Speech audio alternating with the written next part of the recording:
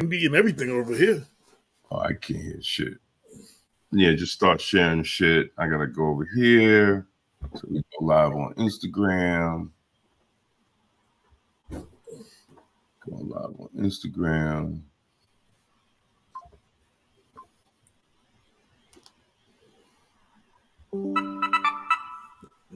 Yo, turn that off, man. That's what I'm doing, bro. Calm down.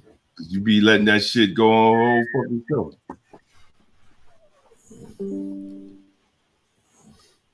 I already did it. Let's see. I'm getting alerts from the show. All right, Black Westchester. All right. So we're about to set it off. Let's set it off. Where the fuck does it start? Oh, here we go. 22 million black victims of Americanism are waking up, and they're gaining a new political consciousness, becoming politically mature. And as they develop this political maturity, they're able to see the recent trends in these political elections. Any minority that has a block of votes that stick together is in a strategic position. Either way you go, that's who gets it. You're in a position to determine who go to the White House and who stay in the doghouse. You're the one who has that power. You and I have never seen democracy. All we've seen is hypocrisy. Today, look around America. We see America not through the eyes of someone who has enjoyed the fruits of Americanism.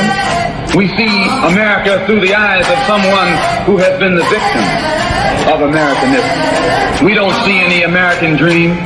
We've experienced only the American nightmare. We haven't benefited from America's democracy. We've only suffered from America's hypocrisy. And the generation that's coming up now can see it and are not afraid to say it. And are not afraid to say it. And are not. Peace and blessings, everybody. Welcome to a special late night edition of the People Before Politics radio show. Ain't special. We might be doing this. Well, special edition late night. This is a special late night edition. We might be doing this on the back of the. I'd be tired, man. I'd be tired, man. Peace and blessings, everybody. Now we're live. Check this out now. We're live on Facebook. We're live on Instagram at Damon K. Jones. We're live on X at Damon K. Jones. We're live on YouTube on Black Westchester. We're live on YouTube on Damon K. Jones. We're live on Facebook on People Before Politics. We're live everywhere, and we want to just have a great discussion of what's going on in Westchester County and talk about what's happening in Westchester County and giving the news with the Black point of view. And I want to thank everybody over there on my brother Jack said it's late night edition. He said it's past folks' bedtime. That's what I told you. I told you people trying to get in bed early. Yeah, but I know people be on their phones. They might be in the bed, but they checking out Instagram and they checking out social media until they fall asleep. So you might as well watch Black Westchester, the news with the Black point of view. But we thank everybody that may tune in and check us out man. You guys say anything, AJ? Nah. Oh, well, you see, I'm wearing a Knicks hat. Today is the last official day of the NBA season. The Knicks are the number 2 seed, first time since I think 2013, and they had a 50 win season, first time in like 23 years. Even though they had a bunch of injuries and stuff this year, this has been real excitement for the Knicks. The Knicks have. I'm not one of those that's like, oh my God, we're going to win the championship. I'm not jumping off the roof, but it's definitely something to celebrate and see how far we go. In the playoffs, a lot of people predicted we could go to the Eastern Conference Finals and face off with Boston, who's number 1. So anyway, I just wanted to shout out the New York Knicks, Jalen Bronson doing the damn thing. And everybody, to all the Knicks fans out there, and to all the haters, yeah, we here. Yeah, go Knicks, man. You know, yeah, Hey, so, so, hey, no, uh, there ain't a whole lot to celebrate. I'm telling you. And man, even today, when they were playing the last game, they kind of tried to get that game away. Like they was like, yo, really messing up. They had the game and they could have won it in regular time, but they had to go to overtime, and they eventually pulled it out. I guess the Bulls messed up more than we did, and we end up winning this game. But I'll take it. I'll take the win and the second place. right. And what else in the news, man? I think we all, if you ain't been living under the rock, I think many people have heard that, you know, the juice, O.J. Simpson, recently passed away from cancer. Everybody knows. Well, a lot of people don't know. Younger generation. His great athletic achievements, and it was taken away by, I guess, the murder trial of his second wife and Ron Goldman, which he was found innocent of murder. Let me And then, make it and then civilly guilty. He was criminally right. innocent and civilly guilty, which is However, that one of the first time. I'm not saying it never happened before, but it's definitely the first time in my life that I've seen that you've been acquitted in a criminal case, and they took you for civil, and then you were found guilty, and everybody say you guilty. They confiscated all his stuff that they should never have, and when he went to get it back, they arrested him and put him in jail for robbery. no, well, but what happened? Well, that case in Vegas was crazy because, you know, each state had different laws. So you just can't run up. You just can't. you just can't run up in a hotel room with guns out and take your stuff. No, Like, no, I got that, and that's true. But my point is, though, he was exonerated. They shouldn't have never took possession of all his stuff. no. Well, the possession of the stuff came from the lawsuit, right? It came from the lawsuit. Even though I was watching one report, they said the Goldman family only got maybe $500, you know, out of the whole thing. OJ Yo, was very. they still trying to get him now because I just read they said he had millions put up. They trying to find the money that he had put up. No, they can't get it because he had it in his retirement fund. And however it was set up, they couldn't touch his retirement fund. So he lived off, you know, one smart athlete, right? Most of his money he put in his retirement fund. And I guess whatever the laws, if anybody's watching, wherever people are at, from what I've read and what I watched, they couldn't get his retirement fund. So even though he lost the material possessions, the Heisman Trophy, and all, and they ended up tearing down his house and do everything else, you know, he was still living okay, you know. But then, you know, he wanted to get his stuff back, and instead of getting a lawyer, Or he got money, get somebody else to run up on him. You don't do it. He went in there gangster, right? And then the other two sold him out, and then he ended up doing what, a couple of years, right? In prison in Nevada. But you know, but for those that don't know, I want to interrupt you real quick because I haven't seen this done much. So he played in the NFL for 11 seasons, primarily for the Buffalo Bills, and is regarded as one of the greatest running backs of all times. Unfortunately, all his success was overshadowed by this trial and everything. He also was an actor. But here's some of the accolades. Like, they don't celebrate him. He was most valuable player in 1973. NFL Offensive Player of the Year in 1973. Five-time first team All-Pro, 72 to 7. Five-time Pro Bowl. AFL All-Star. He won the Bell Bird Award in 73. He was the AP Athlete of the Year in 73. UPA AFL Offensive Player of the Year, 72, 73, 75. Four times NFL rushing yards leader, 70, 72, 73, 75, 76. NFL rushing touchdown leader, 73 and 75.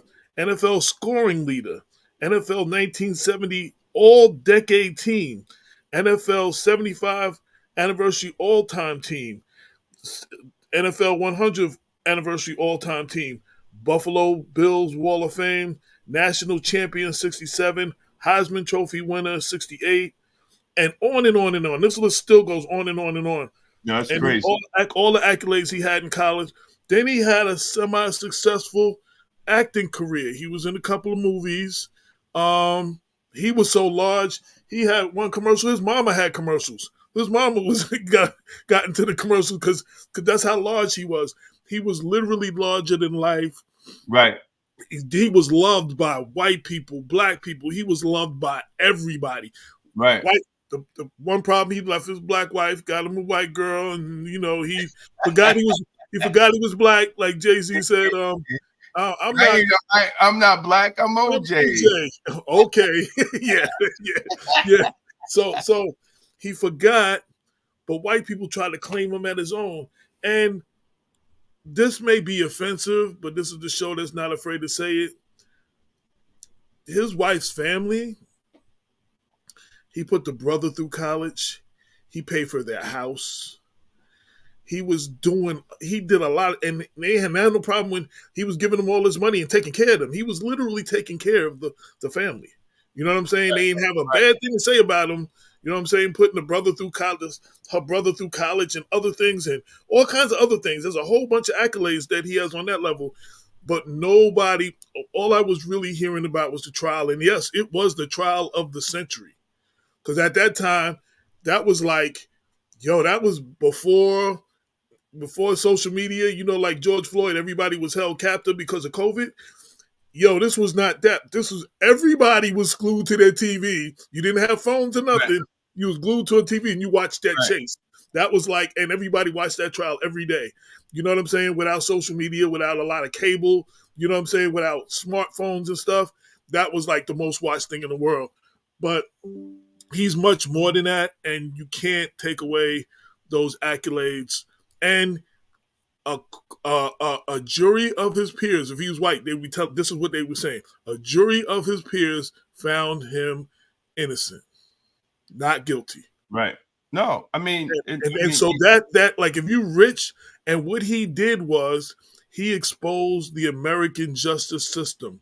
Rich white people have lots of money and get big teams of high-priced lawyers and get off with everything, and we're never talking about them being guilty.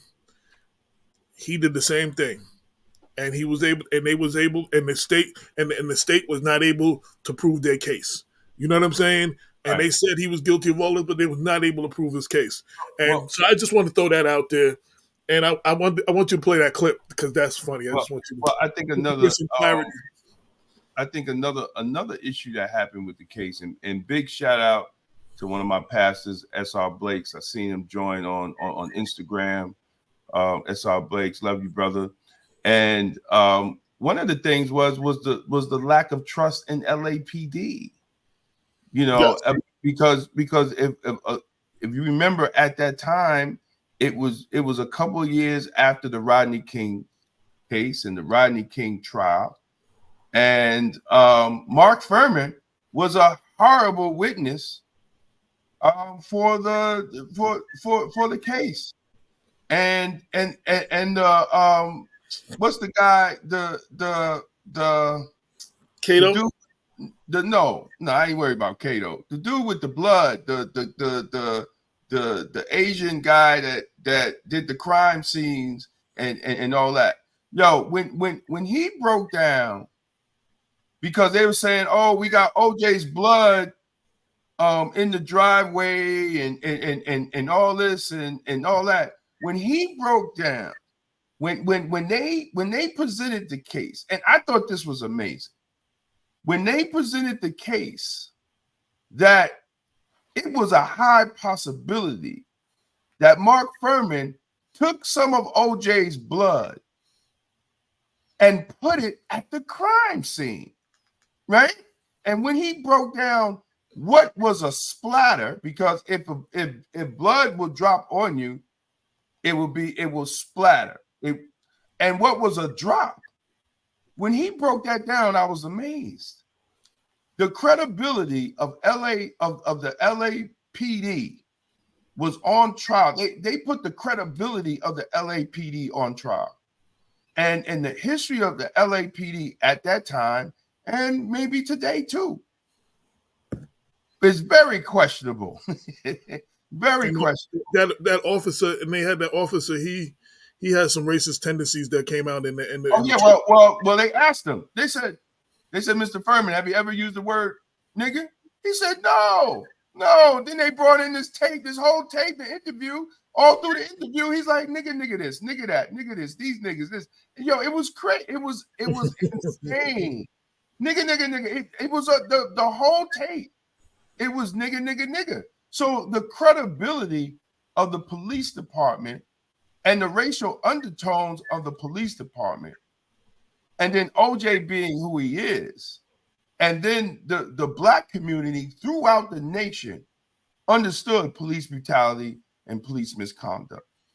They understood that. White folks ain't get it, and they still don't get it now, but they definitely didn't get it then. And they created enough doubt, and then Johnny Crockett with the the legendary with the gloves. If it don't fit, you must quit. And that was amazing. I know they have to be, and they should be if they're not, studying how the defense did that case in law school. If they're not doing that, then you shouldn't go to that law school. If you want to be a defensive lawyer, you should not go to that law school if they're not running that and how they put that case together. He had a great team. Oh, absolutely. So I'm going to play this little clip. Go ahead, and then I'll finish it off. And even if it was, no one man could have made. No, start it from the beginning. It's not the beginning. After one man dropped. When Marshall Clark finished listing all the evidence they had against OJ, I said OJ did it. They may as well lock him up right now. I don't even know why they're going on with a trial, all that evidence. But I kept on watching till smooth Johnny Cochran got up and started breaking it down. Johnny Cochran got a point. They got too much evidence against OJ. Nobody could have been that damn stupid. And even if it was, no one man, even if it was, and even if it was, no one man could have made all them mistakes. How could one man drop one bloody glove at the crime scene, take the matching bloody glove to his own house, drip blood all up and down Rockingham Boulevard, blood in the bushes, blood in the grass, left his hat on top of one of the bodies, blood on the fence, blood on the outside of the Bronco, blood inside the Bronco. He couldn't have done it. He got to his house, climbed over the wall and broke in his own estate for what he lived there. Ain't it got a key to the gate? Knocked on the wall, woke Cato's lazy, ignorant, no telling having ass up. OJ couldn't have done all that. The OJs couldn't have done all that.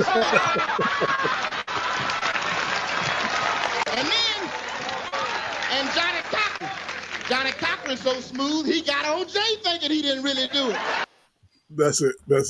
Yeah, I want to also shout out the only other people that I've seen celebrate OJ. So the rappers Mace and Cameron have a podcast, What It Is, and they do sports and everything else. The last few months of OJ's life, OJ was a recurring co-host on there and talking about sports with them. They celebrated him. They called him O or Uncle O. You know what I'm saying? And he was in here, and he was in rare form too, because he let the N-word go a few times, and he was just like, yo, he was talking about the young, and he was giving his sports knowledge. You know what I'm saying to their show, right? And then after he passed, they saluted him with celebrating his life, what he meant to them, what they learned from him, and all of that. So shout to Mace and Cameron And you can go just Google what it is, or Mason Cameron and OJ, and you'll see the salutes. But they celebrated him, and you'll see the clips.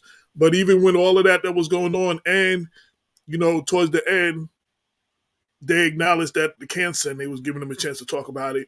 He just wanted people to remember him the way he was. You know what I'm saying? He didn't really he wasn't for no pity or nothing with the cancer, but he was battling that for a while. But they discussed that a little bit. So shout out to Mace and Cameron. They definitely doing something. They got together. They got together, and they're doing something big. All right, enough talking about this show. Yeah. I'm not promoting this show. No, the show is great. It's not anything or nothing. Right, let's move on. We ain't promoting nobody else's show unless they promote ours. And that we that's it. Let's move on, man. So the next thing is happening is Iran is sending bombs over to Israel. Are we surprised? Well, they said drones. I guess the drones had bombs. They said a whole bunch of drones, though. But the thing is, are we surprised? See, this is what I don't understand. Israel goes into Syria, which is another country, and blows up the Iranian embassy. Ain't there some type of violations of that? Ain't there some international? Shouldn't be there some international violations of that? That they're going to go in another country and then blow up a different country's embassy. If it had been American embassy, if it had been English embassy, had been one of the big countries, it'd be all out war now. Like that country. Yeah, no, I'm saying that other country. If it had been America's embassy, America would be bombing Iran right now. If it had been any big other country, NATO would be coming and stepping in, saying that that's outrageous. You know what I'm saying? Like, you bombing the embassy, NATO would have stepped up. But I guess because it was Iran's, ain't nobody got nothing to say. But that's crazy. So I mean, look, my humanity does not condone any loss of life, but I'm from the streets. Don't start none, won't be none. What made Israel decide that they was going to go into Syria and then say it wasn't an embassy? Who are you to decide that? Who are you to decide that? Like, we can't be so blind or so quiet, that we allow these things to happen, to be scared to be called an anti-Semite, and Black people can never be called anti-Semite because we are the Semite people. We are Semites. We are Semites. So we should not be scared of that that label. What we should do is just call for accountability and call for justice. Now, whatever's going to happen is going to happen, but that does not take our mind off the over 31,000 women and children, 70% women and children over in Palestine that have been killed by U.S. military equipment, by our tax dollars. We're not going to lose focus on that. And I really think we have to pay attention, to our elected officials. I mean, Black and brown and even poor white communities all throughout the country are having a hard time. And we're sending billions and billions and billions and billions of dollars to these other countries to fight wars, to kill other people.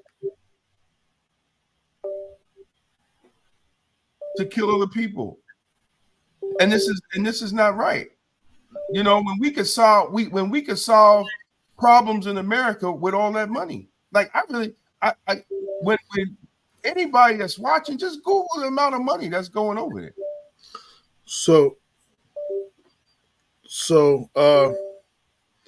Iran launched drones and missiles towards Israel after vowing retaliation for a deadly strike on its consulate in Syria capital Damascus. Israel claims said they haven't carried out the strike, but it's widely believed that they have been behind it.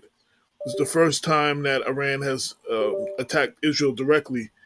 It goes on to say um, the two countries they've been at war for a while, and there's been a lot of attacks coming from. There've been a lot of attacks. Like this is not the first attack, but the point is though.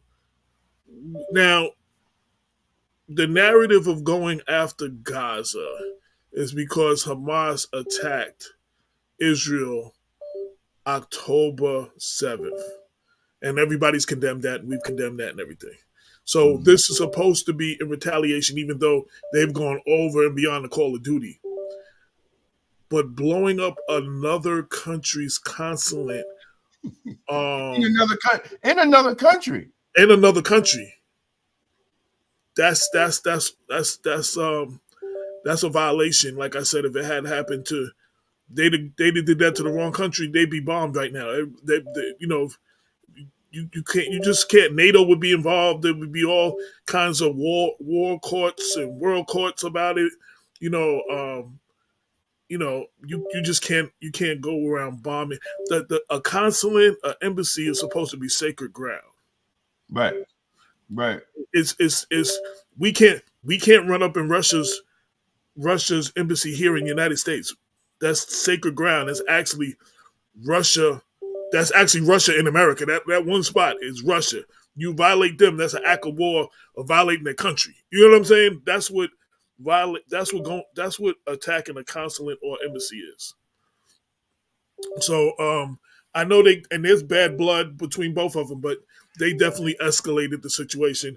And I was telling you, with all going on, with all the talk about Israel and Gaza, especially in CD16 race right now, the narrative has this incident happening right now has changed the narrative from anybody talking about the atrocities happening in Gaza right now. Nobody's talking about Gaza right now. We're talking about Israel and Iran and the drones and the drones they sent over and they intercepted 99% of the drones and all of that. Like that's the narrative everywhere. And what was going on in Gaza is still going on in Gaza, and they made Nas made you look. They made the media turn their head and change the narrative completely.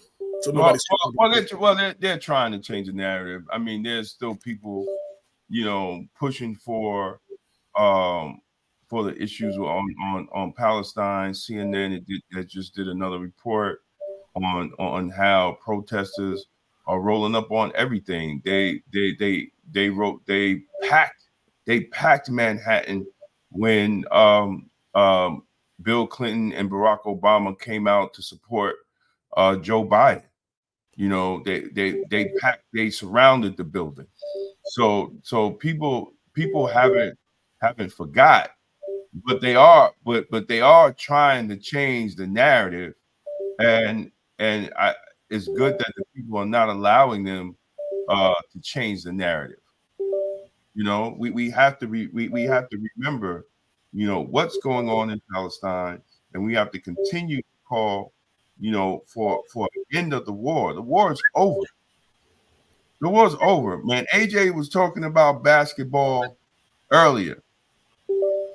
In any sport, I think if it's 31,000 to 1,300, I think the team that got 31,000 is the winner.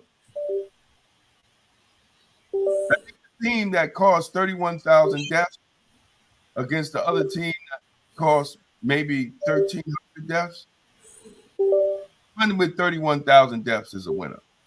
So, it's not, and now what they're doing is creating famine. They were attacking trucks that were bringing in food and supplies.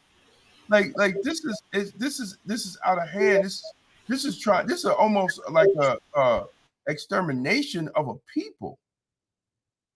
And they want to and they want to do the 3-card Molly trick and have us focusing on Iran. No, we're not going to allow you to do that, sir. That's not going to happen. And we shouldn't have let our politicians, try to change the narrative neither. Yeah, I'm getting alerts on my phone. NYPD is putting an extra watch on all houses of worship. You know, for anti-Semitic responses because of the attack from Iran. The NYPD just made a statement. Yeah, but That's getting when was the NYPD making statements about the mosque? When Israel bombed Iran. They need to listen. One thing my pastor said, R.C. Blakes, he said that 2024 will be the year of exposure. Everybody's going to be exposed on who they really are. And right now, the politicians are being exposed who they really are, especially the politicians, because they're showing an imbalance on how they represent groups of people. The Democratic, my man Chris Latt, what's up, kid? The Democratic Party in Westchester is being exposed who they really are, and we're going to talk about that in a few minutes with the Westchester County District Attorney race. So it's up to the people. We really have to come together, man. We really have to come together because a lot of our leadership are not for the people. And we shouldn't worry about whether they got a D or R or whatever letter they got in front of their names, because at the end of the day, man, it's the same. When it comes to Black folks, it's the same. It's definitely the same. We have to come together. We have to pull out. We have to pull out of this system, man. Become brothers and sisters, and pool our resources. We spend so much. We spend so much on frivolous stuff. We can run our own politicians in all 50 states. You know what I'm saying? If we just pool our resources and stop the division among our people. Let's stop the division. They're taking everything away. Look, I ain't got nothing against. I don't have any against the migrants that's coming over. Because that's United States policy. They're allowing them over for a reason. Think about that. They're allowing them to come over for a reason. And what they're going to do, they're going to go into communities and they're going to build their own stuff. They're not going to be looking for handouts. They're going to get one house. They're all going to get one house. They're going to pay that house off. And next thing you know, you're going to look 5-6 years down the line, they own the whole block and the corner store. We don't do that in our communities. And soon we're going to be pushed aside. We're being pushed aside now. I mean, ain't no soon. They're doing it now. They're doing it now.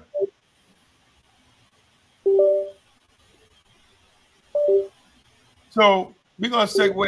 It's 34 minutes into the show. So I want to give a shout out. One article for everybody to check out. A young lady who is suffering from sickle cell. She wrote a poem about how sickle cell affects her life. It's a very powerful letter, poem. Minor. She's given her perspective, and we published it to let her share what she thought. It's called "The Letter to Sickle Cell." And everybody, please read that. And if you're moved by it, leave comments in the leave your feedback in the comment section under the poem, so she can read it. You know what I'm saying? Any encouragement, anything like that. We need to encourage our youth when our youth do anything. And she's decided not to be a victim. She goes through of emotions, why her, this, that, and the other, but she refused to be a victim, and she is speaking up, and she wrote a letter to sickle cell. So it's on the front page of Black Westchester. Go check it out. Mhm. Powerful poem. Great, great. So And today, shout out to Jared Rice. He just got a certificate from Georgetown University in oh, absolutely, advanced absolutely. racial justice, and equity in youth legal systems. So we talk about criminal justice and what we want our criminal Right, justice system to look like. We need everybody who's sitting behind the bench to be talking about racial justice and equity, especially in the youth legal system. We right, definitely need more of that. So shout to him. right, right. So last couple of minutes of the show. Today there was a press conference in White Plains at the courthouse in front of the statue of Dr. Martin Luther King Jr. So we're getting into the silly political season, everybody, where there's going to be accusations from one candidate to another. But this accusation um, is very interesting. If people do not know, Westchester County, where the district attorney, Westchester County district attorney race is up, and this year we have since I've been in law enforcement, 33 years, and since I knew what the DA was, this is the first black candidate ever for Westchester County district attorney. I never heard of any other one. I never heard of any other black man or woman stepping up to the plate to run for Westchester County District Attorney. This is a young brother, William Wagstaff, who is a civil rights attorney, and he has stepped up to the plate to take on the challenge. And there's three other candidates in the race, but the Democratic nominee, which is Susan Case, she's a former judge. She's a former judge, and we are in the signature process part of the, and she has accused William Wagstaff of she I got his letter right here. all right, yeah, read the letter, and then we go So into the video.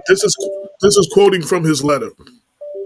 My opponent's campaign has chose an ultra conservative, anti-choice, right to life party endorsed former judge who happens to have her campaign manager's father challenge my petitions in a court with the goal of to get me thrown off the ballot. He calls what's going on voter disenfranchisement. So they said two petitions. The first, they're challenging submitting that that William Wagstaff falsely represented the address in Mount Vernon listed on his petitions. That is not his legal residence. He says that's a lie, a complete fabrication. The address on his petition is his home, his legal address, his residence, where he pays his taxes, and where he's registered to vote, and the address on his license. The second challenge submitted falsely represents that he did not witness the signing of petitions by two individuals which he attests to having watched. Again, that representation he says is a complete fabrication, a lie. All of these individuals have stated on the record that I was present when they signed when they signed the petition. Um, Interesting. I was reading in a Lohut article the judge the the um, the campaign manager's father is a judge, and that's who filed the petitions. He's a Yeah, sitting judge. Yeah, I'm yeah. not surprised. Look, I'm Yeah. not surprised. So anyway, the letter goes on and on. You can go to his page, or it's all over Facebook, to fully read his letter in great detail.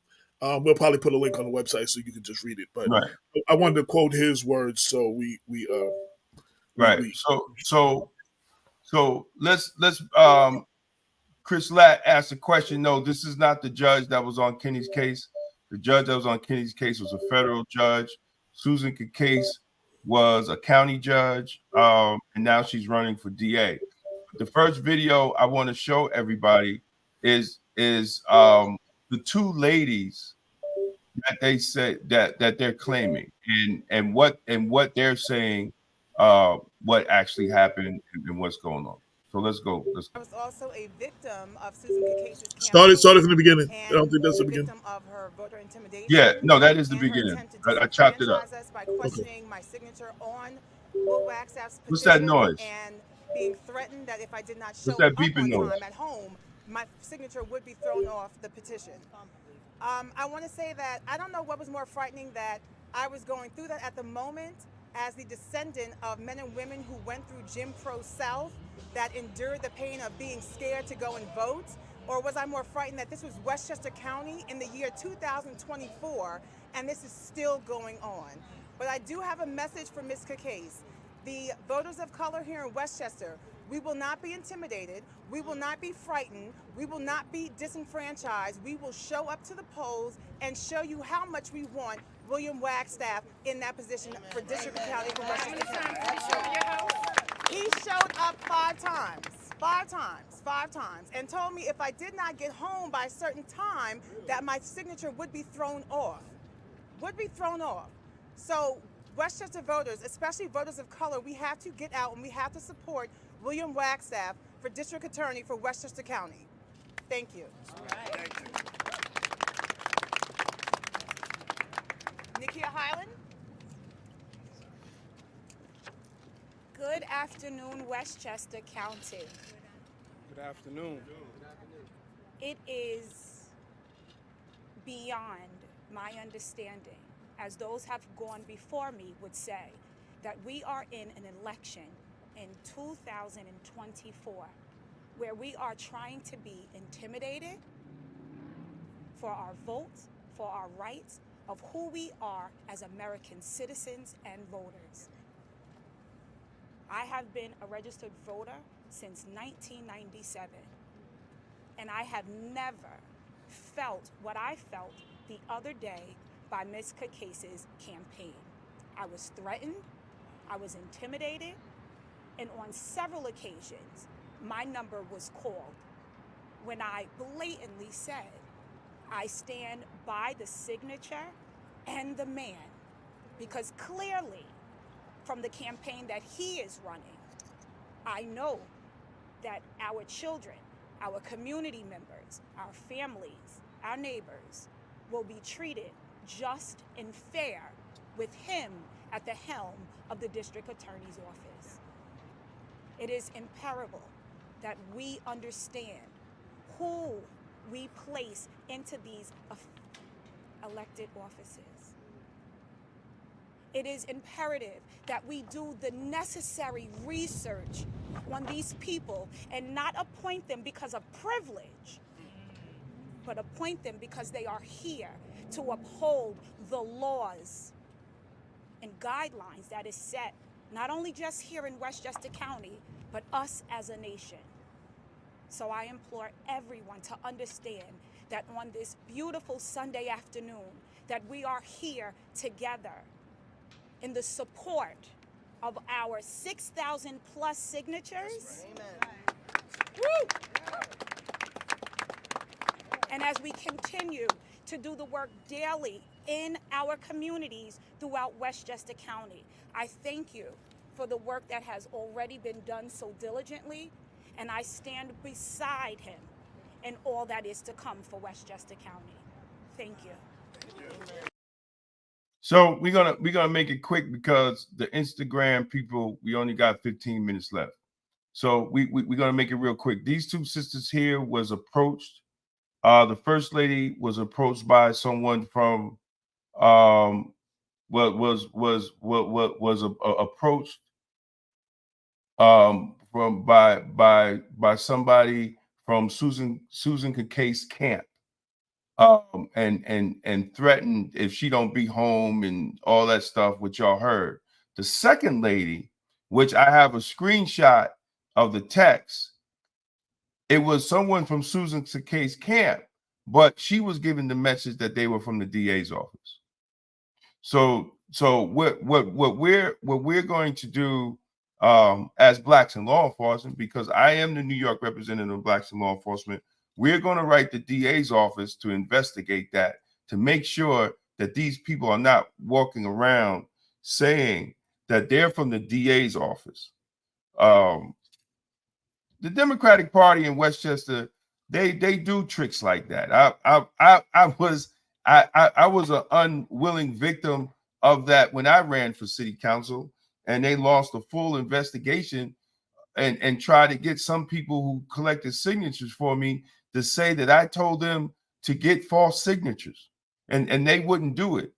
And they just couldn't believe that Elmo Wesley, if you from White Plains, Greenberg, y'all know Elmo, they couldn't believe that actually a Black man was named Elmo, and lost a full investigation. And you thought they had more investigators out in Mount Vernon than they have for a murder trial, the district attorney's office at that time. So I get it. I know the games that they played, because they played it with me, and that's not a good look. And not only they're doing that, they're trying to say that they're going to take William Wagstaff's law license, right? Because they're trying to push this fraud. So let's hear from William Wagstaff himself. I want to thank everybody for standing with me, standing against voter intimidation, standing against voter disenfranchisement, and to all of my supporters, the more than 6,000 people that signed my petition. Let's start at the beginning. I unequivocally deny any of these false allegations launched against me and my campaign by candidate Case. I unequivocally stand that the first piece of property that I own was at 777 North McQuestion Parkway in the city of Mount Vernon. That is my legal address. That is where I'm registered to vote. That is where my driver's license is. That is where my law license that these cowards threaten to take is associated. So let's be crystal clear. There's no fraud.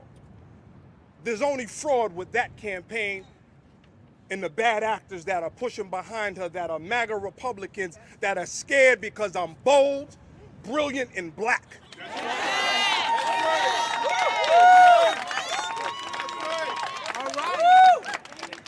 So we are here to talk about this voter intimidation. As we stand, as the mayor, my sister said, at the foot of Reverend Dr. Martin Luther King Jr., we still have a lot of work to do. And the problem is they are scared that when we get in this office, the work will start to get done. They don't want this work to get done, because at the end of the day, that would mean that we would have an equal and just society, not controlled by 10 people in the room that thought they were going to have a coronation instead of a campaign. No, you're going to campaign against William Wagstaff. There will be no coronation. And what you don't realize is that you lost your advantage when you decided to file this frivolous lawsuit against me. Because you moved it from the back rooms where you had control to the courthouse where I shine. So let's be crystal clear. There was no fraud. That is my address. We will be on the ballot. And if it means we have to go to the Court of Appeals in Albany to make sure that the people get to choose their next district attorney, by God, we will be there.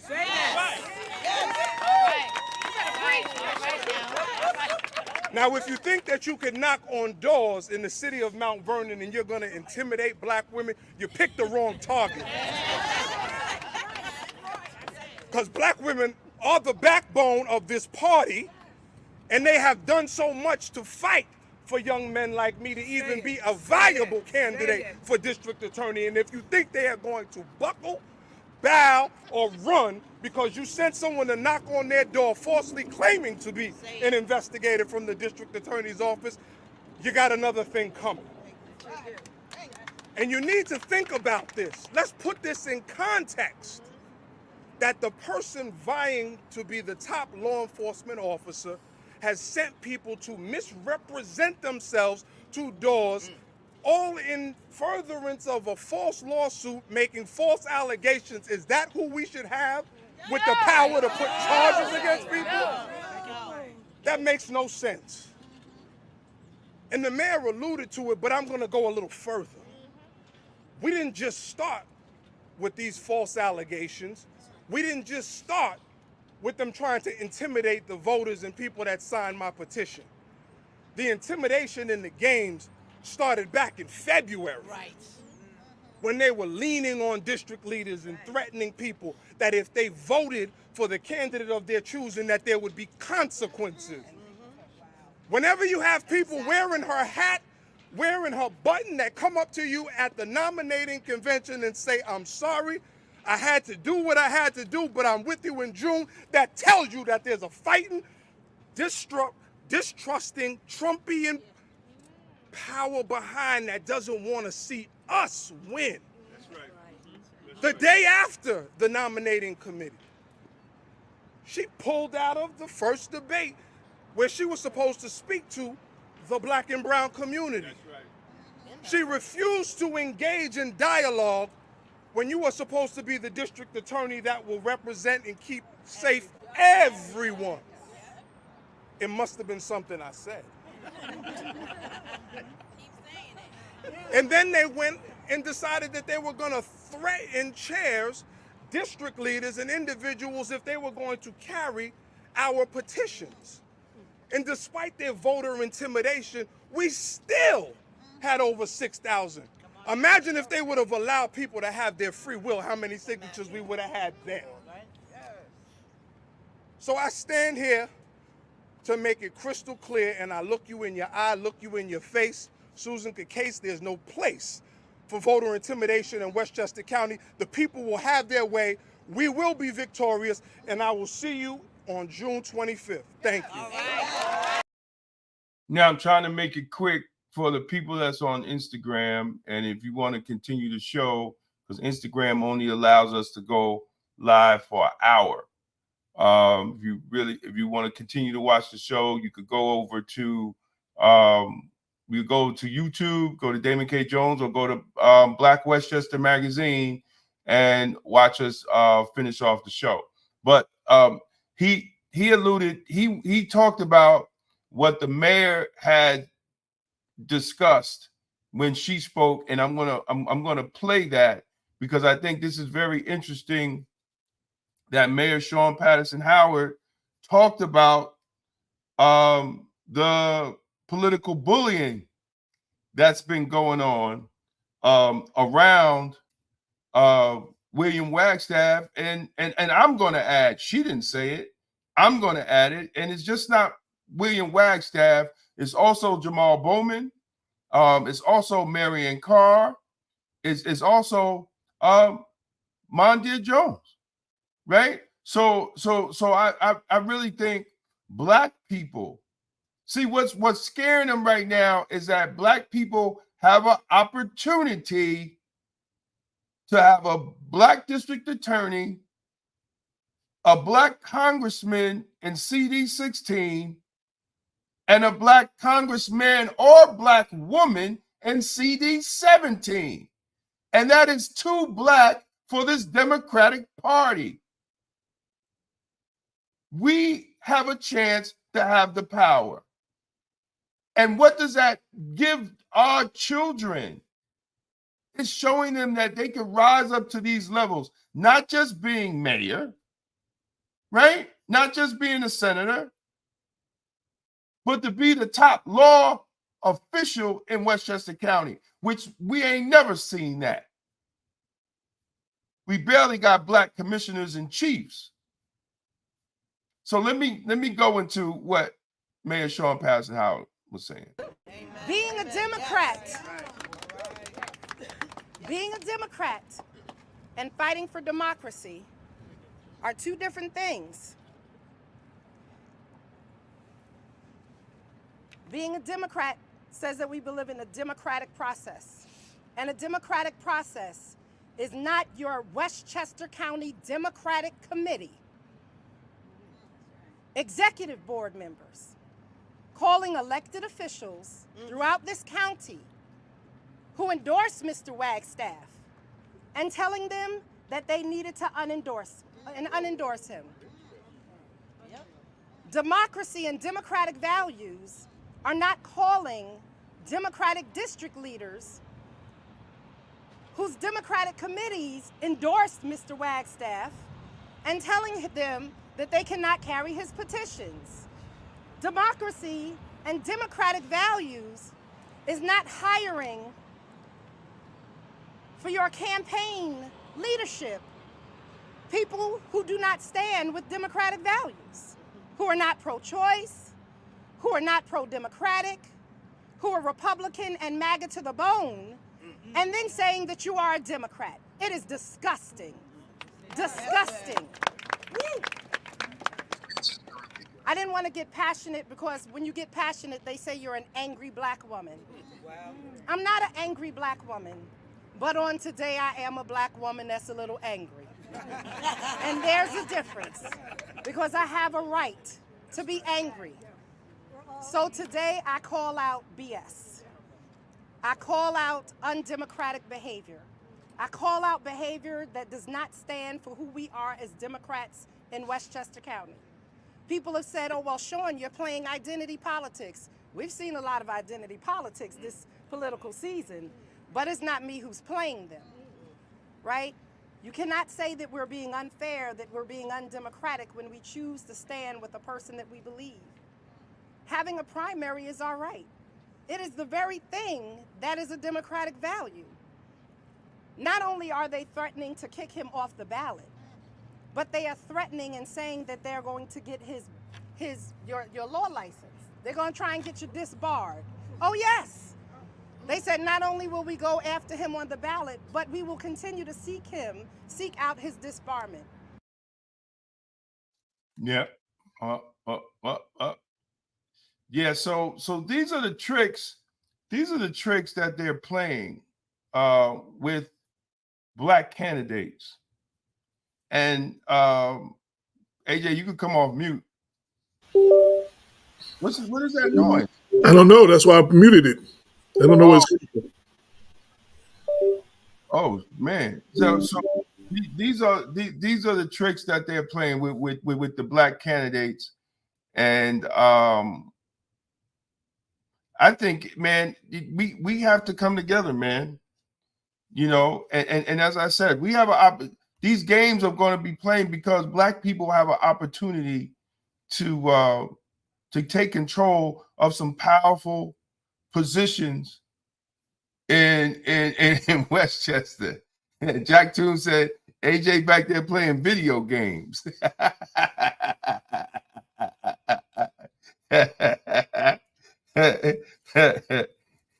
But we have an opportunity, man. Like let's pay attention to what's going on. Pay attention. And we always talk about police brutality. We always talk about accountability of police. It starts in the district attorney's office. It starts in the district attorney's office. So we need to get out. Young people need to get out and vote. Oh, shut up. I don't want to hear you complaining anymore. When you have an opportunity like this to put not just black people, but qualified, but qualified black people. And Jamal Bowman, he has brought $1 billion to the district. And you know why they're upset? You know why they're upset that Jamal Bowman? You know why they're upset? It's because he gave it to a lot of black and brown organizations that do work in the community. He didn't give it to the regular organizations that usually just suck the money dry and don't do nothing for our community and for the poor and poor white. That's what they're upset. They want to get that money back. See, we have to understand what's going on. In order for us to have community change, we have to have change agents in those positions, not career politicians. Not career politicians that have a couple of black people around them that's on payroll.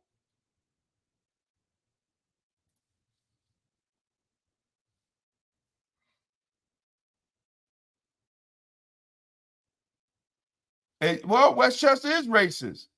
You know, people tell me all the time.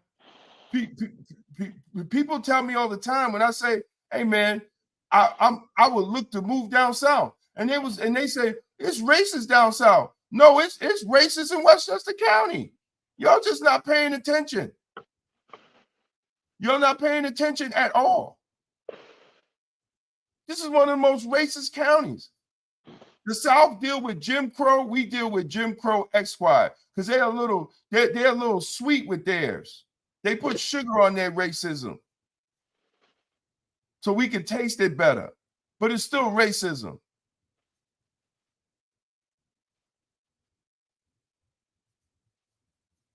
So, I mean, listen, AJ, go ahead, man. Nah, basically you said what you said. I mean, I agree. I was just listening to the speeches and the different speakers because I wasn't able to make it out to the actual press conference. Man, if I was trying to figure out who I wanted to vote for, the William Wagstaff speech, man, it just moved me. I was like, yo, that brother, I was like, wow, like I was impressed by what he had to say. You know, there's a couple of things, you know, they want to knock him off the ballot because you don't want someone to go to the district attorney's office with a civil rights lens. Most of the people that serve that, they're prosecutors. You know, someone with a civil rights lens, a civil rights lawyer lens, they're going to look at the cases with more equity and all that stuff involved. And they don't want that. And then to go after his law license, this is a very powerful civil rights attorney. He's representing the family of the kid that was killed in New Rochelle by the police and several other civil rights cases. You know, actually, this would, you know, while some people are just going to get a job, this is actually a step down for him, financial. But he wants to do. He seems, from what I heard from him, he wants to make a difference in the criminal justice system in Westchester County. And you know, I also want to say, you know, and I won't say the elected official's name because it's his story to tell. And when he wants to come out with his story, he'll do it with us. But he sat down and told me and Damon that he went to throw his support behind Jamal Bowman and the Latimer camp and several people in the county and the party came to him like, oh, yo, you can't do that. You gotta, you know, they came for him.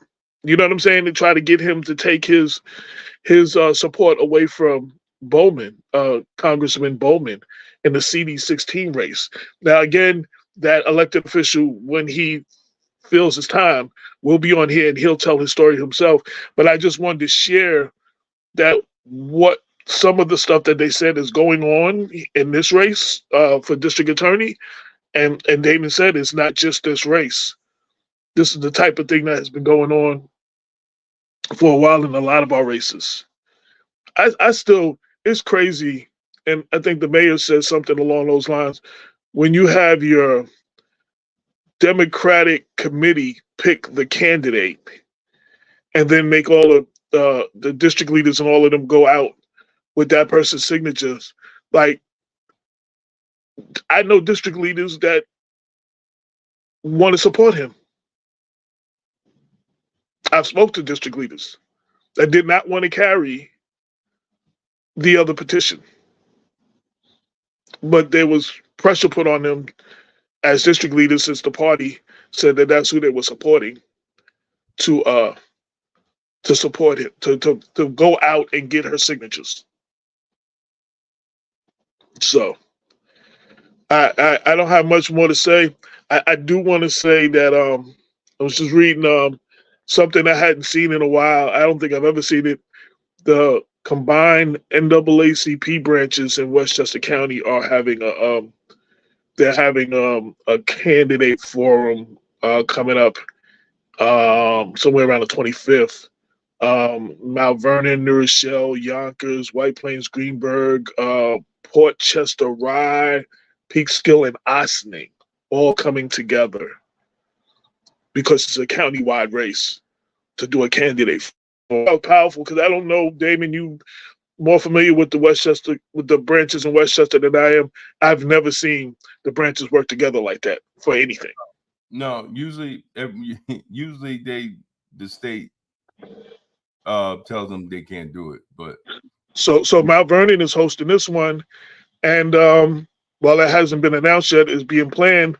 White Plains, Greenberg, they're gonna several of the branches are going to come together, but White Plains Greenberg is going to host the candidate forum in May for CD16. Again, with the branches coming together, but it'll be hosted by White Plains Greenberg branch. So I just want to applaud them. I hope that they come out good, and I hope that they ask the right questions because Susan Kikase, in a Yonkers Ledger article that I read, she's only agreed to 2 debates. This one with the NAACP and News 12. And no disrespect to anybody I know at News 12, but News 12 is not going to ask the questions that concern our community, that of our concern. You know what I'm saying? So hopefully some of them questions will come out in the NAACP candidate forum. Mm-hmm. Yeah. So, I think, man, we have to, we got to wake up. I mean, it's as simple as this. And when a candidate feels that they could disrespect a total Black community in a debate, says it all, right? And I wish I had Bob's breakdown on that issue, and probably next week I'm going to download that and we could watch that too. But I think Westchester, Black people, you better wake up. You better wake up. This is going to be on you. This is going to be on you, especially those that claim in position. What do you tell your children and your great grandchildren when they ask you, well, why is there never been a Black district attorney? Why haven't we seen a Black congressman? It's going to be on you to explain that you sold your children out. And why when we had one, didn't you fight to keep him in there? Right. We have to. That's right. We have to have brave leaders, or get out of leadership. Because you're doing yourself, you're doing the organization, and you're doing your community a disservice if you're scared leadership. And I'm saying it. I work for the county, and I have no problem calling whoever out in the county exec, the deputy county exec, the district attorney, county legislators, commissioners. I never had no problem with the truth.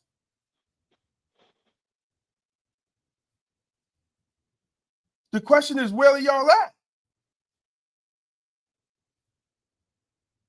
Everybody quiet. Nobody got nothing to say.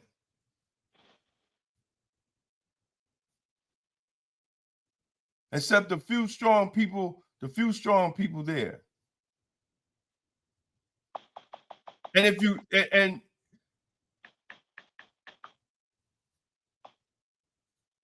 he said Damon called people out and they made that man look crazy. Exactly. They had people thinking I needed to be down at Bellevue. You know, but everything I said eventually came true. Everything I said that they called me crazy for eventually came true. Well, you know, when you can't debate someone and they're coming out with facts that you can't debate, one of the tactics historically is to try to either to discredit them or make them seem like they're crazy. Exactly. I mean, throughout history, they try to discredit you, make you attach you to something that you're not, you know, or everybody they call crazy is not crazy. Sometimes we miss the message because of how we feel about the messenger. That's right. But I mean, we got to wake up. You know, we just have to wake up. And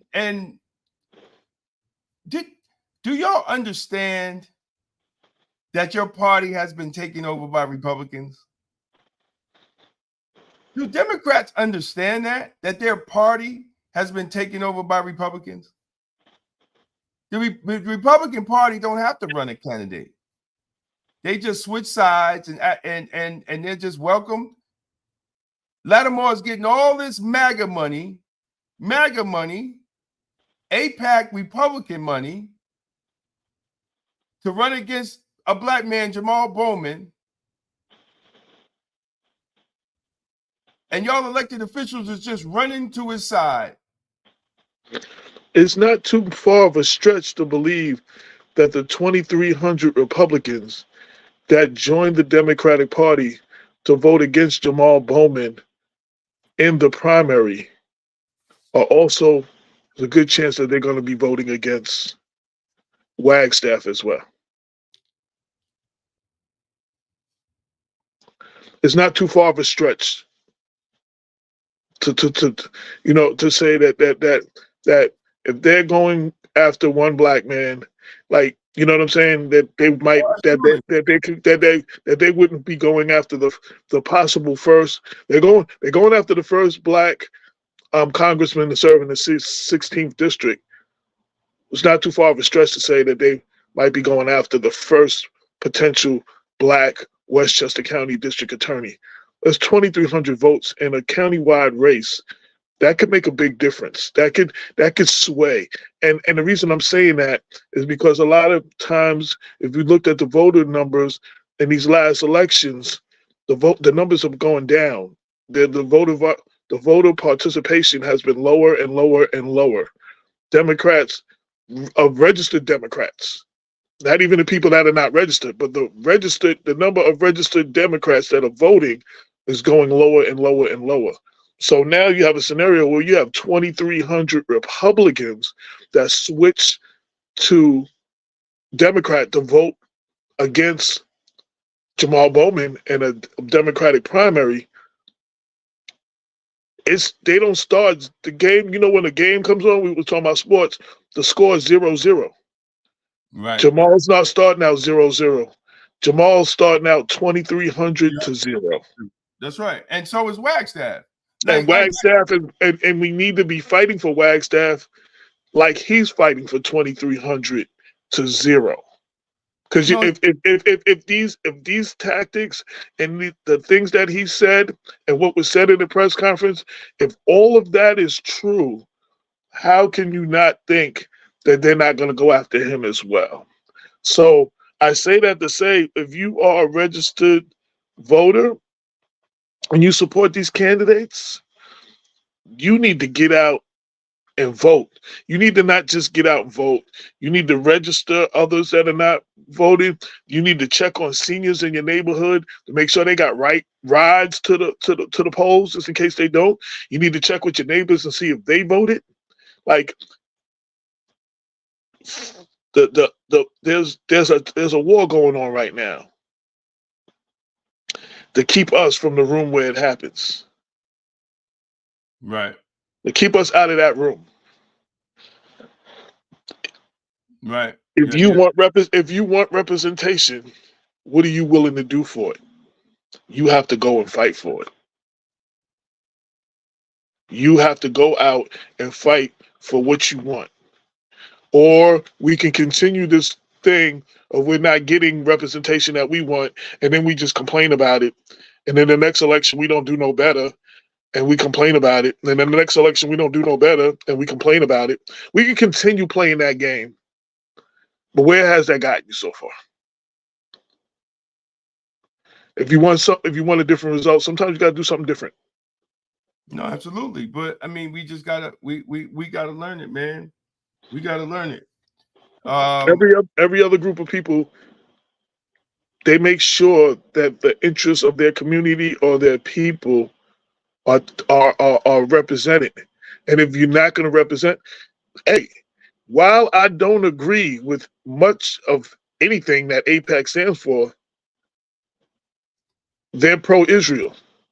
And they are doing everything in their power to support candidates that are pro-Israel. And they're doing everything in their power to take out any candidate that's not pro-Israel.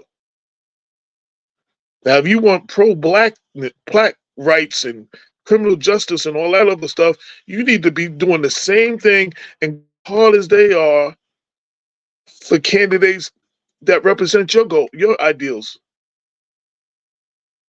Right. I'm just saying. So I know we're trying to keep it short, so I'm not going to go on a long ramble or nothing. I don't know if there's anything else you want to discuss.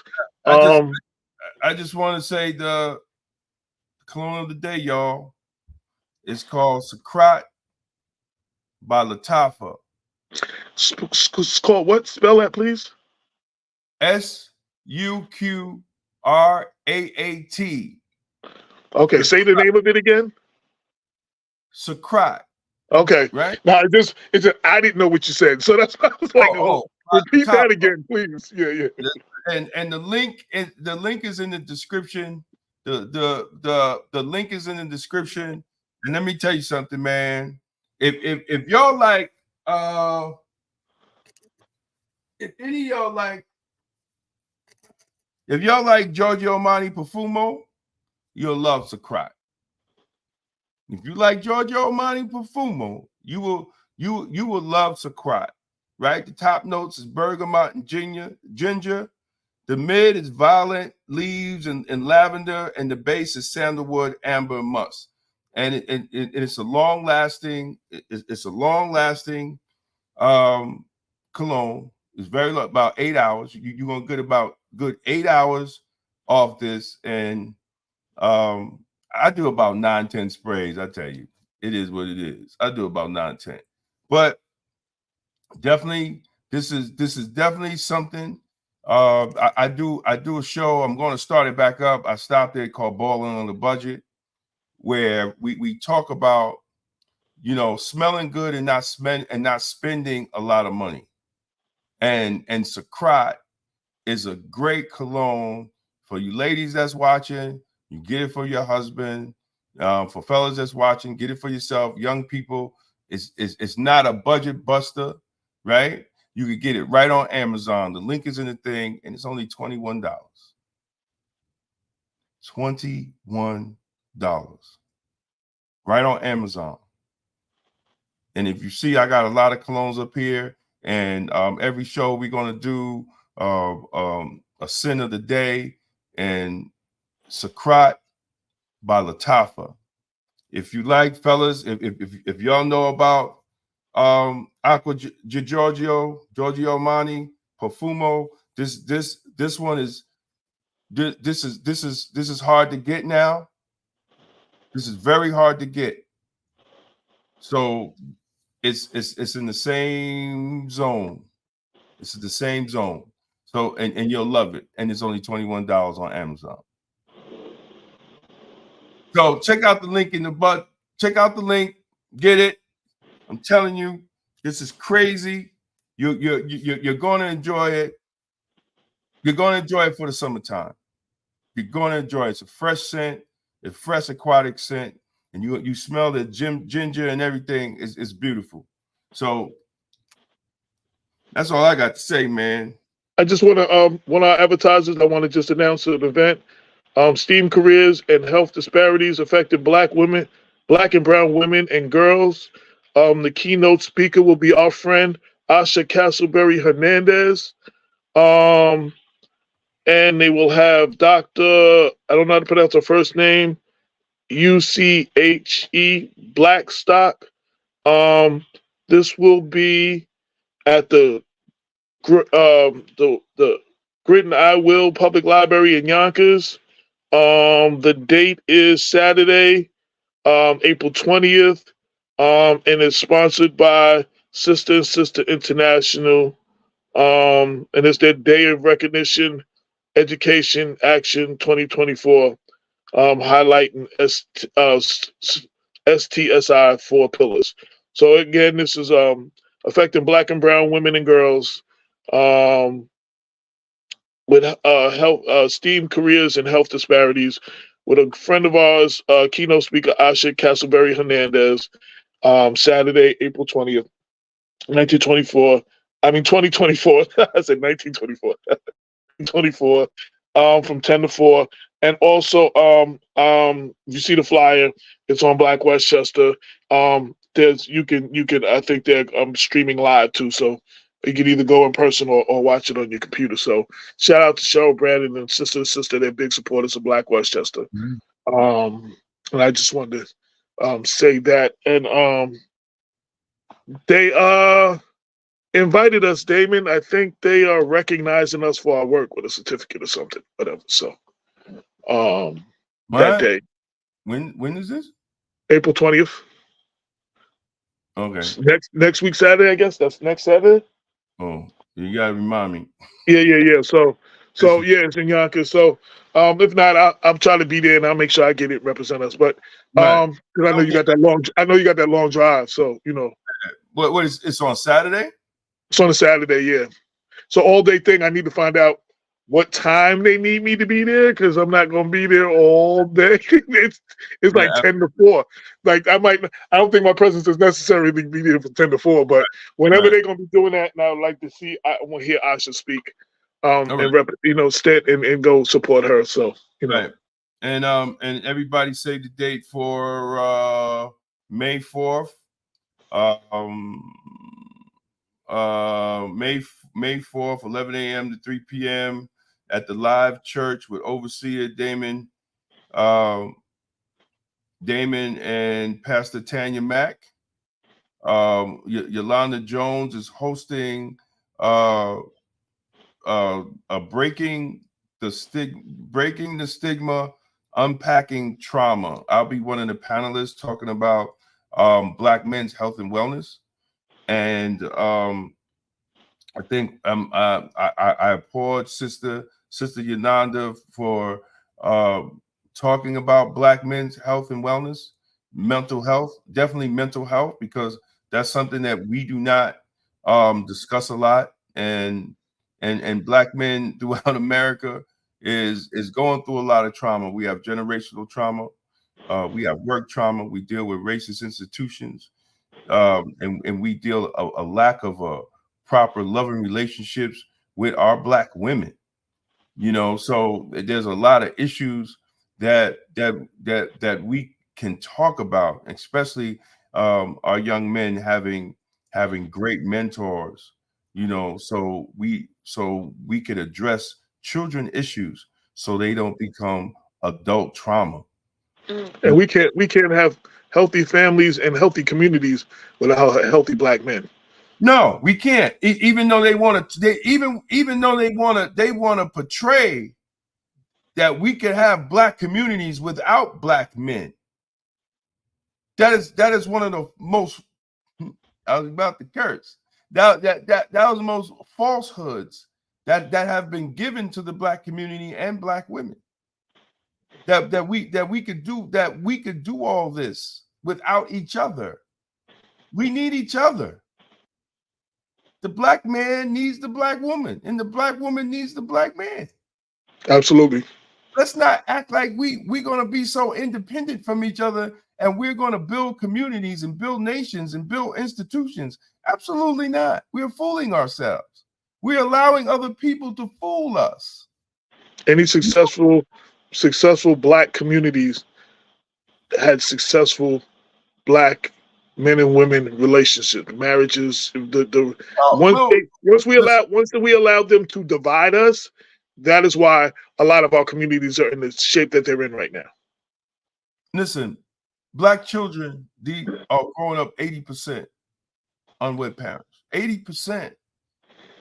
In 1962, it was flipped. It was 80% of marriages. But I do want to say though, you know, we do have, and not to discount the fathers who are not married to the child's mother, but are holding it down and taking care of their children. So I don't want to just, I definitely want to uplift them because there's a lot of us out there that without marriage, no. I just want to put that out there though. I just want to, because that's a narrative they don't. That's a narrative they don't. No, not you, not you. When others put out statistics, they never include that and they never celebrate that part. Yeah. That has already been debunked, right? The recent study last year that Black men are the most involved with their children than any other ethnic group. Black men. So we don't even have to talk about that. We just have to understand the studies that are there and make sure that we push the correct narrative that is out there. But also the problem is that the decline in the Black family between a Black man and woman is so severe, it has negative effects on the community. And it also has negative effects on generational wealth, which we can remain at the bottom. Absolutely. And more and what was the brother? What was the Moynihan when he came out with his report back I believe in the 70s or the 60s about the Black family, right? These liberal Democrats and these people attacked him when he said we got to put the Black man back in the house. We got to put him in the house. But what they do? Delayed law of attraction. Delayed what do they do? Right? They created what? Welfare and all this other stuff to pull the Black man out of the house. The Black man had to come out of the house for the woman to get welfare. You remember that scene? Always that scene that represents that most is the scene in Claudine where James Earl Jones had to hide in the closet when the people came because she couldn't have no man. You know what I'm saying? Exactly. And he had to hide in the closet, and the gifts that he brought her, like a toaster, he had to hold all that stuff in the closet with because they couldn't know that she had a man in her life, or she wouldn't get the assistance. Exactly. Exactly. And this is what they did to break the Black family down. So and we don't talk about that enough, because what we see today in the Black community is a result of these policies. Just like Michelle Alexander in the new Jim Crow, what she said, and it skips over everybody's head that talk about the book, The New Jim Crow. She said, we have the new Jim Crow because we had Black people in spaces that didn't do what they were supposed to do. Black people in spaces that didn't do what they were supposed to do, which created what is called the new Jim Crow or the mass incarceration system of America. And this is the same way with the Black family. We have Black people in spaces that didn't do what they were supposed to do. Even after Moynihan came out with the report, to strengthen black men. He got attacked, a Democrat, by white liberals. And this is a fact. But nobody wants to talk about it. So pull up. So whoever's watching, pull up Patrick Moynihan's report. Actually, what you should do is, if you can pull it up, let's put a link out in one of our stories so we can share it with everybody. So then you got to look for it. I wrote an article on it. I wrote a complete article on the New Deal for black men. I'm about to run because my battery's about to be dead, but I wanted to give a shout out before I left, a very important shout out. I wanted this, today would have been the birthday of Kenneth Chamberlain Sr., and I definitely wanted to honor that and shout that out. Shout to Kenneth Jr. Y'all all know the story, but we always do everything we can to keep the memory and the name alive. So I definitely wanted today is his birthday, and I wanted to make sure we shouted that out and give some love to that. Yes, that's it for me. Heavenly birthday, absolutely. All right, yeah. Well, we're about to call it a day, and I want to thank everybody. And maybe I made a mistake. I think they killed us. Wait, we still on Instagram. That's interesting. So thanks everybody for watching. Tune in next Sunday. We might be having a late show again because so tune in Sunday. But this is Black Westchester Magazine, People Before Politics radio show, and make sure y'all go to blackwestchester.com and check out our articles. AJ, I just saw you just popped on, so I guess we still live. Yeah, we're still on. Yeah, we're still live. I just checked it. Yeah, that's what's up. So peace and blessings, and may y'all have a blacktastic day. And remember, God is in your vegetables. Peace out. 22 million black victims of Americanism are waking up, and they're gaining a new political consciousness, becoming politically mature.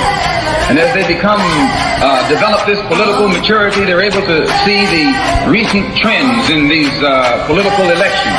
Any minority that has a block of votes that stick together is in a strategic position. Either way you go, that's who gets it. You're in a position to determine who go to the White House and who stay in the doghouse. You're the one who has that power. You and I have never seen democracy. All we've seen is hypocrisy. Today, and look around America, we see America not through the eyes of someone who has enjoyed the fruits of Americanism. We see America through the eyes of someone who has been the victim of Americanism. We don't see any American dream. We've experienced only the American nightmare. We haven't benefited from America's democracy. We've only suffered from America's hypocrisy. And the generation that's coming up now can see it and are not afraid to say it.